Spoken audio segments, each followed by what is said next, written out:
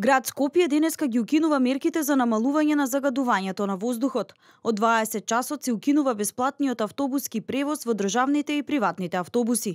По добиените информации од Министерството за животна средина и просторно планирање, денеска среднодневните концентрации на PM10 частичките во воздухот се под дефинираниот праг на алармирање од 200 микрограми на метар кубен, со што серијата на загадување во текот на 2 последователни дена е прекината. Град Скопје ги информира граѓаните дека се укинуваат вонредните мерки и интервентните препораки за намалување на загадувањето на воздухот, што беа воведени на 30 месецов, и тоа веднаш.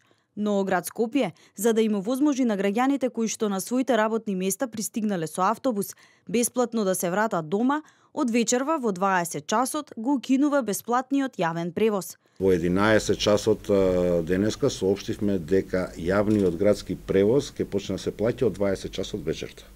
Значи, тој што е заминат утрово на работа со јавен градски превоз, има доволно време во рамки на работното време да се врати. Тој што ќе замине во евентуално втора смена ако работи, веќе ќе знае дека неговото враќање ќе треба да биде да се наплати. Мерките и препораките кои ги воведува Град Скопје, Министерството за животна средина и просторно планирање, со цел да се намали концентрацијата на PM10 штетните честички, ќе ги спроведе повторно доколку се повтори епизодата со загадување на воздухот, а граѓаните за истите ќе бидат навремено информирани.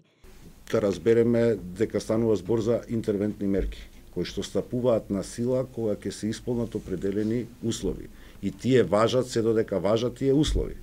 Не можеме ние да воведеме перманентен бесплатен јавен превоз во Скопје.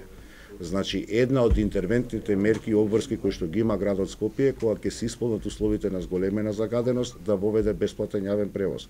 Тоа го направивме за наша среќа само 3 пати во текот на оваа сезона досега. Тоа значи дека само 3 пати амбиенталниот воздух бил екстремно загаден и требало да бидат применети овие мерки. Значи, ова не се мерки кои што се во континуитет, тоа се поинаков тип на мерки на кои што веќе работиме и за зеленувањето и за почетокот на гасификацијата во текот на оваа година, се дел од мерките кои што на еден среднорочен период ќе го дадат поинаквиот резултат за кој што сите се залагаме. Пречистителната станица како клучен капитален проект, колекторскиве системи за кои што почнуваме за еден месец да ги изведуваме и за кои што го подпишавме денешниот договор, се и дел од заштита на животната средина како наша клучна заложба кон граѓаните на Скопје и меѓутоа и граѓаните на Македонија. И покрај тоа што имаме подобра квалитет на воздухот, од Град Скопје апелираат до граѓаните да не ги користат возилата без потреба, повеќе лица да се возат во едно возило, да се користи јавниот превоз, за затоплување на домовите да не се користат отпадни материјали, прегорено машинско масло, лакирани и обоени отпадоци од дрва, стиропор, гума и каков било синтетички материјал, да се користи суво и чисто дрво без примеси од земја и од отпадоци, а печките на дрва да се користат и одржуваат според упатствата на производителот.